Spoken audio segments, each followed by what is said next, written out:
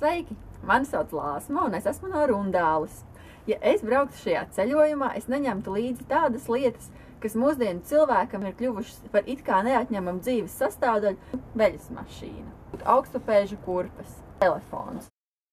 Viena no lietām, ko es noteikti ņemtu līdzi, dodoties pieredzes un piedzīvojumu meklējumos uz veselu gadu, ir krīts, jo vide ir manas profesijas audekls, drošības adata, jo tā var būt noderīga daudzās situācijās. Un treškārt es vēlētos ņemt līdzi savu māsu Laimu.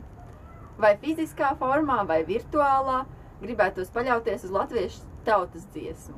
Ej, Laimiņa, kur iedama, nāc pie manis pāriedama. Kāpēc tieši man būtu jāuzvar šajā konkursā? Tādēļ, ka esmu inteliģenta, erudīta, rūdīta piedzīvojumiem un spēju iejusties un pielāgoties dažādās dzīves situācijās.